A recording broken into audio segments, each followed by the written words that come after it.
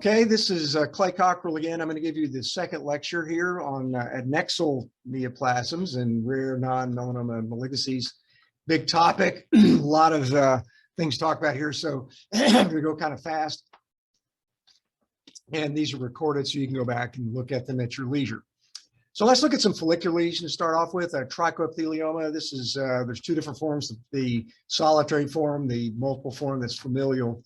And these are follicular neoplasms, differentiating really towards the infundibulum and the inferior portion of the follicles. They're dome-shaped lesions, small, symmetrical, and they give you these small little basaloid aggregates with these papillary mesenchymal bodies. Notice that there's no real clefting between the epithelium and the stroma. If there are clefts, they're between the individual stromal elements themselves. Cysts are very commonly seen in these lesions. And usually you get a mitotic figure too. They're usually in the basal cell layer, and they're usually they're usually bipolar. Notice that you get more of a fibrous stroma, not a fibromucinous stroma like you see in the basal cell carcinoma. Now, the desmoplastic trichoepithelioma can be more difficult, and one of the problems here is that we get usually shaved biopsies of these. And they usually appear as kind of a skin-colored plaque, usually on the head and neck area, but can be on the trunk of a relatively young individual. Notice again, the stroma is extremely fibrotic. It's not fibromucinous. You get a lot of these little small cysts. You'll often get calcification in these lesions. And again, notice you get these papillary mesenchymal bodies, and you do not get clefts between those and the surrounding stroma. That's a helpful clue to help you distinguish this between this and, say, a morphiiform basal cell carcinoma. These often occur in young individuals. Notice the lack of sun-damaged skin. And these are the several classic items that are the differential diagnosis of this entity: microcystic Adnexal carcinoma, morphiiform basal cell carcinoma, syringoma, less likely. That's usually a small, round little papule, but if you get a shaved biopsy, those can sometimes be difficult to distinguish. Morphiiform basal cell, again, notice you've got the clefting between the epithelium and the stroma, and that fibromucinous stroma. MAC usually doesn't give you any calcification, and the cells are a little more squamoid in that. That's a lesion that doesn't usually give you any peripheral palisading, any basaloid morphology. They're usually more kind of a squamoid morphology, and that also will involve nerves commonly. A trichoblastoma is basically differentiates kind of a primitive form of the follicle. It's usually differentiating more towards the inferior portion. Lots of papillary mesenchymal bodies. There's several different forms of this. This is probably the most common form that we see. And I like to think of it as just sort of a giant primitive trichoepithelioma. There's a type that can be kind of a rippled pattern trichoblastoma, but usually it kind of looks, at least in some areas, like a trichoepithelioma. You get these sort of inferior portions of the follicle, kind of a germinative epithelium with the prominent fibrous stroma. And in this case, you do have a little calcium there as well. So this is a trichoblastoma. These often occur on sun-protected areas of the body, the groin area, the scalp commonly. In trichofolliculoma, you get these little papules often on the nose. You get these little wisps of white hair kind of coming out of the center of them. And then you, on biopsy, this central cyst surrounded by these little sort of daughter-like papillary mesenchymal bodies forming these little radiating pinwheel-like structures like you see here. Classic example of a trichofolliculoma. Now, fibrofolliculoma, you need to know this because this is associated with the Birt-Hogg-Dubé syndrome. Renal cell carcinomas, pneumothorax, commonly seen there. And they get these small little skin-colored papules, are often thought to be warts, sometimes skin tags. If you biopsy these, they look a little bit like a fibrous papule in architecture, but you get this prominent fibrous stroma surrounding these little small residual adnexal elements centrally. And this is really differentiating toward the mantle zone of the hair follicle. And if you see this, you do need to alert your clinician that it might be associated with the Birt-Hogg-Dubé syndrome, and they need to work that up because these patients can have pneumothorax, have renal cell cancer. So you don't want them, going around with a misdiagnosis or undiagnosed potential lung problem or renal problem. A trichoadenoma, again, this is a sort of a bland adnexal lesion. It looks like a wart or something clinically. When you biopsy, you said all these large cysts. They're usually sitting in the mid-reticulodermis like this. Each one of these little individual cysts will have kind of almost a little bud of squamous-like epithelium proliferating from it. These are kind of differentiating toward areas just beneath the infundibulum and the level of the isthmus. And they're almost like little mini pilar cysts, if you will. Now, tricholomal verruca, important, also known as trichomoma, can be seen associated with Cowden syndrome. The most important thing here is that you don't overdiagnose these as basal cells. We often get a shaved biopsy of one of these lesions. Notice this is a nice shave of probably a pedunculated lesion. It's very small, symmetrical, well circumscribed, and it's got these areas of tricholymal differentiation, differentiating toward the outer root sheath of the follicle with these clear staining PAS glycogen-filled cells here. And it's totally benign. It's not cancerous. You may get an occasional mitotic figure, but this is something that you would not want to overdiagnose as a basal cell. And this lesion, you don't want to overdiagnose as a squamous cell. It's basically a similar lesion. It's a follicular lesion. And here you get the squamous eddies and squamous pearls within the lesion. Again, small, symmetrical, verrucous morphology, no mitotic figures to speak of, no striking atypicality. We see these lesions not uncommonly get overdiagnosed as squamous cell, and then they get overtreated. Not squamous cell carcinoma at all. Really no atypicality there. So now let's move on to some of the eccrine and apocrine neoplasms. The eccrine spironoma, classically one of the painful tumors. When you see this, you get these so-called blue balls in the dermis. You get these multiple round aggregations of these basaloid cells that are very cuboidal cells with these pink hyaline droplets within it. You may get some ductal differentiation within these lesions. And generally, no mitotic figures, no atypia, no necrosis en masse. Very characteristic lesion.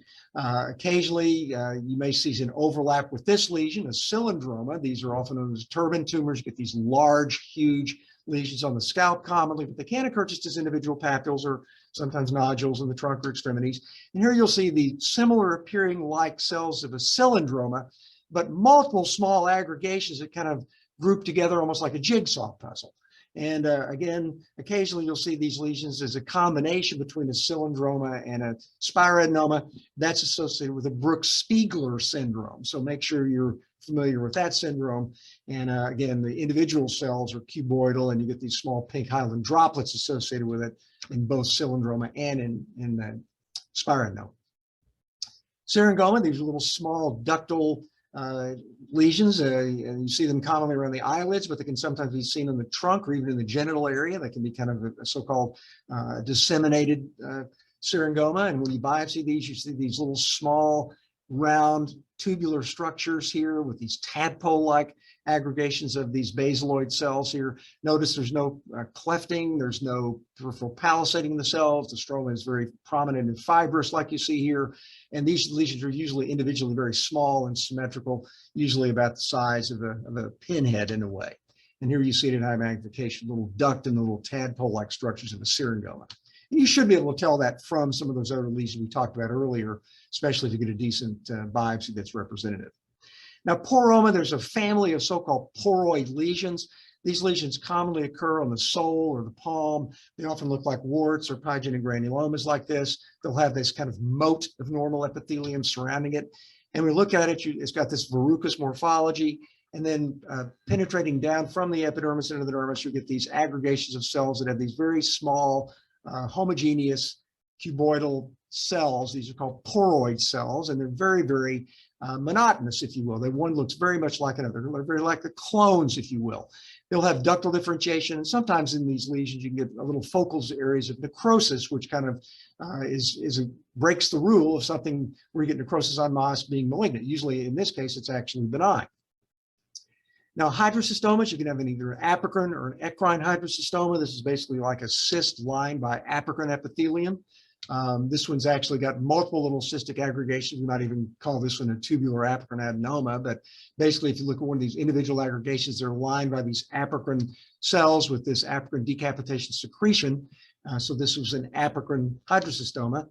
And occasionally you'll see these more verrucous lesions where you're also lined with apocrine epithelium, known as the syringocystic adenoma papilliferum. These are commonly seen in nevus sebaceous. It's one of the more common of the adnexal lesions associated with nevus sebaceous, often on the scalp. And here you see an example of one of these. It's papillated epithelial hyperplasia. Notice that it's got this, there's really no overlying stratified squamous epithelium. These lesions often kind of ooze and weep. And then you get these plasma cells in the center of these areas with the apocrine differentiation of at the surface of the lesion here. So that's syringocystic adenoma papilliferum. Now, if you take one of those same lesions and sort of sink it into the dermis and make it where it's no longer contiguous with the epidermis and put it in the groin, well, it's basically the same lesion, but then it's called a hydroadenoma papilliferum. So it's analogous to the same lesion. It's more like a cyst that's lined by the epithelium, the apocrine epithelium, and it also usually has plasma cells in the center of the individual aggregations. You'll see so many here. There's some there, but not as many in the case of the syringocyst adenoma I showed you a minute ago. But you can see the nice apocrine decapitation secretion that's lining this lesion. So that's hidradenitis papilliferum. And then occasionally get one of these lesions that just shows a lot of these multiple ductal aggregations lined by the apocrine epithelium, the so-called tubular apocrine adenoma. This one's got a little more solid areas as well as the tubular areas, totally benign. Again, another example of an apocrine lesion. And then sometimes you'll get a mixed tumor. Now, some people think these are eccrine. I don't like to argue whether it's eccrine or apocrine so much, but basically the other name for this is a chondroid syringoma, because you actually get the syringomatous elements, the ductal differentiation, plus abundant mucin that undergoes chondroid metaplasia in the lesion. And these actually can often occur in the mucous membranes as well. And the dental pathologists refer to these in that case is a pleomorphic adenoma. It's basically the same type of lesion.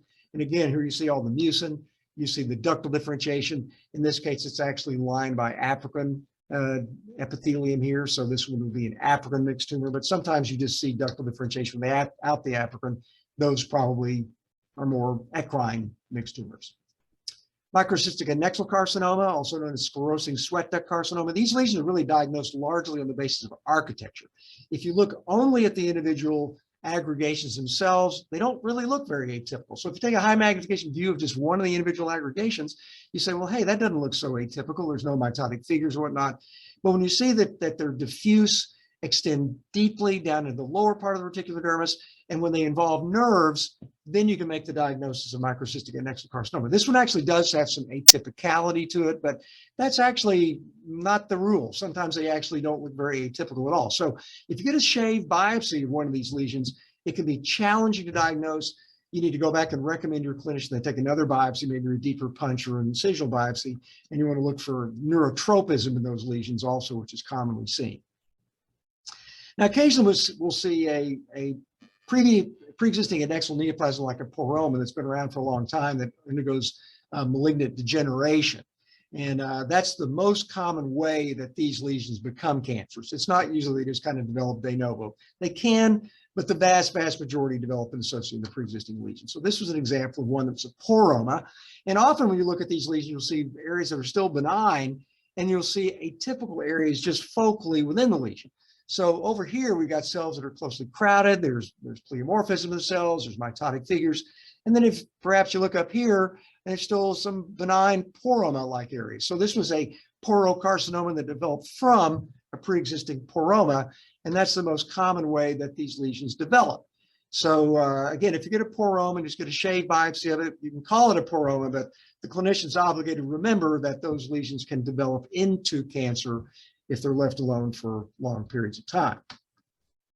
Now, Pilomatricoma, this is back to, it's a follicular tumor, but basically it's differentiating toward the inferior portion of the follicle. It's a matrical lesion, if you will. These very rarely become malignant, but they can be associated with other syndromes. If you get multiple lesions, they've been associated with glioblastoma. They can be associated with certain neurologic disorders like Friedreich's ataxia. So you just have to remember they can be syndromic in some cases. And here you see the classic shadow cells with the matrical epithelium and with some granulomatous inflammation secondary to ruptures. That's a pilomatricoma. Here's the matrical epithelium and the shadow cells there off to the left. The sebaceous tumors, you need to know about these because these can be associated with syndromes. Sebaceous adenoma, basically think of it as sebaceous hyperplasia, if you will, but forming kind of a cup-shaped morphology. And these lesions will have greater than 50% of the germinative epithelium. This has some germinative epithelium, but it's probably got about maybe 60 to 70% of the sebaceous, the mature epithelium there. So the mature elements overlying the, outnumbering the germinative elements. And sebaceum, it's kind of the reverse. Again, you'll see these yellowish tumors are often sent into us as rule out basal cell or keratoacanthoma, something like that. Here, once again, you see this kind of cup-shaped morphology of the lesion. It's small and symmetrical, low magnification, but this has far greater numbers of these germinative cells than the more mature cells. So by convention, we refer to that as a sebaceoma, which is basically almost like a trichoepithelioma, but with sebaceous differentiation. Now, you'll hear the term sebaceous epithelioma mix. Epithelioma is the French word for carcinoma, so it's probably not such a great term. A lot of times we use this when it sort of doesn't fit perfectly with sebaceous sebaceoma or a sebaceous adenoma and say, well, you know, it's kind of one of these unusual sebaceous tumors. Let's just call it an epithelioma here. Not enough to call cancer, but weird. And these are the kind of lesions you tend to worry about the patient maybe having the Muratori syndrome that we'll talk about. And again, that's an autosomal dominant lesion. This disorder here, they're associated with colon and or GU cancer. So it's important to make this diagnosis. They can sometimes get keratoacanthomas with sebaceous differentiation. So if you see these, you need to really make sure that you alert your clinician. And if you see one of these kind of weird sebaceous lesions occurring in a weird location, like the trunk, for example, you don't usually get sebaceous lesions on the trunk. And this was a weird, unusual sebaceous lesion on the trunk. It doesn't look like a classic sebaceous adenoma. It doesn't look like a sebaceoma. So we call this an unusual sebaceous tumor. And we actually then worked this up with looking for microsatellite instability. And it did have loss of the microsatellite markers, and it was actually associated with Muratori in that patient. So we're doing this in our laboratory. Again, if it doesn't have the loss of the microsatellite genes, they may still have the Muratori syndrome. But if they have it, it's something to really be concerned about. Now, you can have patients that have an isolated lesion or two and they lose some of the genes. This one you can see is still expressing in LH1, but it's lost in SH2, and it also lost in SH6. And so this actually came from a patient with Muratori. And so when we see this, we report it in our laboratory, and the clinician, it's kind of the burden's on them to decide whether they want to work it up or not after that, but it is something that you need to remember. And you can see this, since it's pretty sensitive. So if microsatellite instability is present, immunohistochemistry will pick it up about 90% of the time. So it's helpful. It doesn't always mean they have Muratori, but if it's present, it's kind of a sign that they might have it. So I'd probably recommend they do colonoscopy and maybe just, maybe take a little genetic history and just make sure that other family members don't have other things going on. Now, sebaceous carcinoma, again, this eyelid's the most common location, usually seen in older individuals. And here you'll see like a sheets of these basaloid cells, usually with some mature elements. Notice here, these cells are very atypical. There's a lot of pleomorphism here, lots of mitotic figures. You may get an occasional mitotic figure in any sebaceous lesion where there's some germinative epithelium, but you're not going to see something like this, where there's sheets of atypical cells with necrosis en masse and a lot of mitotic figures. If you get a poorly differentiated basaloid lesion, you can kind of work it up by using, we like adipophyllin, which is a really good marker for sebaceous differentiation. And these lesions will be negative for the neuroendocrine markers and some of these others as well. So here's a nice example of sebaceous carcinoma that's strongly positive for adipophyllin here. Moving on from the sebaceous lesions, looking at other sort of basaloid lesions that can be, like sebaceous can be basaloid. Well, this lesion also can be basaloid, and it's important because it can simulate a neuroendocrine carcinoma, metatypical basal cell carcinoma. And again, this was an example. We had one of these lesions sampled to us. You can see a shaved biopsy here, and it shows these very poorly differentiated basophilic cells. And so we see something like this, obviously we get quite concerned that it might be neuroendocrine carcinoma, which is probably the most serious lesion that can give you this pattern. We'll talk about that here in a moment. And again, we worked it up, and it was cytokeratin 20 negative, cytokeratin positive, also negative for the neuroendocrine markers. So this we decide out as a metatypical basal cell, which is one variant of basal cell that can simulate other poorly differentiated blue cell neoplasms. Just remember, occasionally basal cell can do that. And luckily, it's not as aggressive as other lesions, but you need to make sure you understand that and work it up appropriately. You don't want to overdiagnose it as that, obviously, in that situation. Squamous cell carcinoma, again, you all know about squamous cell carcinoma, basically shows this poorly, obviously well-differentiated squamous cell carcinoma in this case, but extending very deeply with these atypical mitoses and whatnot. So really no difficulty in diagnosing that lesion, but occasionally get like a diffuse sclerosing squamous cell carcinoma that can be very poorly differentiated, very difficult to distinguish where all it goes. Spindle cell squamous cell carcinoma, you would need to do immunoperoxidase stains here to exclude other potential spindle cell neoplasms. Here's one that's very poorly demarcated. It's got these islands of cells that are forming these cords and strands. Here you see it involving around this nerve here. This is an S100 protein stain, and this is a cytokeratin stain. And when these nerves are like about 0.1 millimeters in thickness, it's significant. if the carcinoma is getting into those nerves. That's really a sign of metastasis, if you will. Those are getting into the nerves. If there's the head and neck area, they get into the cranial nerves, get into the brain, and cause all sorts of problems. This is a very rare lesion where we see a cutaneous carcinosarcoma. We get both malignant epithelial components and mesenchymal components in the same lesion. Here you see there's obviously epithelial areas there, looking kind of like a basal cell carcinoma in that site, maybe more like a poorly differentiated basal-squamous carcinoma here. But then with staining this, you can see the cytokeratin is staining those basaloid and squamous elements, and a vimentin, which is staining the other elements that were more poorly differentiated. So this was a carcinosarcoma, relatively rare lesion that we see, and that's a lesion that you really would not want to treat with radiation therapy. That needs to be treated with surgery. This lesion has been reported in the literature more and more over the last few years. Endocrine mucin-producing sweat gland carcinoma. This actually now is thought to come from the conjunctival epithelium, or differentiate towards the conjunctival epithelium, if you will. And it expresses these neuroendocrine markers and estrogen and progesterone markers. So it looks like a mucinous carcinoma. It's usually a little bit more cellular in my experience. But actually, if you stain this with INSM1, which is a good marker for this, it will highlight a number of the cells here.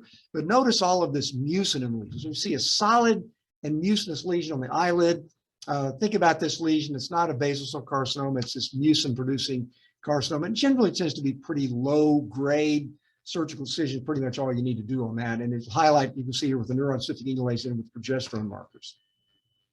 A Kaposi sarcoma, again, associated with the HHV8 positivity here. You can stain for that if you want to. In the vast majority of the case, you really don't need to.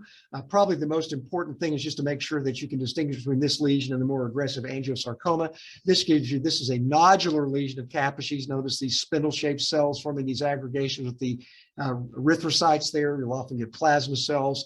And again, if you were to do an HHV8 stain, it would be positive here. This really doesn't look anything like a traditional angiosarcoma. This is the more serious lesion that you need to be aware of.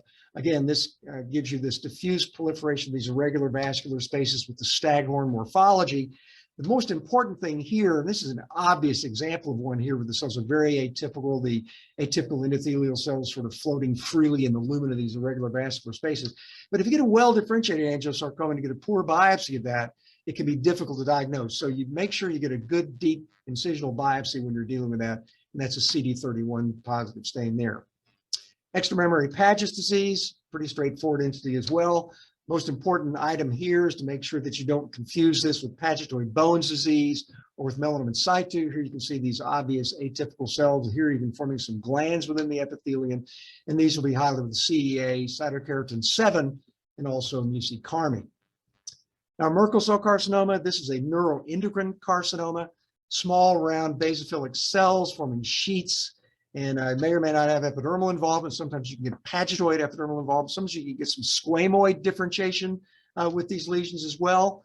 Here's a higher magnification. Notice this sort of poorly, this sort of irregular, peppery-like chromatin without really prominent nucleoli, very indistinct chromatin pattern, pretty characteristic of neuroendocrine carcinoma. And these will be highlighted strongly with this paranuclear dot pattern with cytokeratin 20 and with neuron-specific enolase or INSM1 or one of those neuroendocrine markers. The last couple of lesions, epithelioid sarcoma. This is the most common soft tissue tumor, malignant soft tissue tumor on the hand of young individuals. Important to remember because sometimes this thing can simulate a benign lesion. Here you see this sort of diffuse, poorly differentiated neoplasm. Here you probably wouldn't have any problem differentiating that, but sometimes these can undergo necrosis en masse and give a pseudo-palisaded granulomatous dermatitis pattern that can simulate granuloma annulare. And I've seen that happen multiple times where the diagnosis was delayed, so make sure that you don't miss the diagnosis. Something like this is going to be an obvious soft tissue neoplasm here with malignancy, but if you see that necrosis en masse, make sure you don't underdiagnose that. And this has been called the soft tissue carcinoma because it's pancytokeratin and vimentin positive. These are some other epithelioid neoplasms that can look similar to epithelioid sarcoma. Atypical fibroxanthoma is another neoplasm of spindle cell fibrohistocytic differentiation. Again, this gives you a poorly differentiated neoplasm. You need to work this lesion up. The stain that we find that works best in this lesion, you see the very atypical mitotic figure there, is CD10. And dermatofibrosome protuberans, multinodular neoplasm, again, can give you this diffuse pattern, the spindle cell neoplasm with the cartwheel the sporiform pattern, and notice that honeycomb-like involvement of the subcutaneous fat. This is almost pathognomonic for dermatofibrosarcoma tuberans. Stains very strongly positive in CD34. And if you do molecular pathology of this lesion, is a translocation of this collagen type A alpha area, COL1A, and the platelet-derived growth factor beta, and you get these ring chromosomes in the on a karyotype analysis. And this lesion responds to Gleevec. And the last lesion we'll briefly talk about is leiomyosarcoma. Basically, this is a malignant neoplasm of smooth muscle. Again, the good news about these lesions, they occur in the skin, have a very good prognosis. They're really diagnosed largely by looking for the number of mitoses. You might get an occasional mitotic figure in a leiomyoma. When you start seeing 6, 7, 8 mitoses, especially several per unit field, even if you get a punch biopsy, you can make the diagnosis. And so that's it for soft tissue and atypical neoplasms and adnexal neoplasms. I would welcome you to join us at our conference in Vail, Colorado this summer in August. Hopefully, we're going to have a good, beautiful weather there this summer. We go through things like this in further detail over a 4-day symposium. Thank you very much for your attention, and hopefully this was a helpful session for you.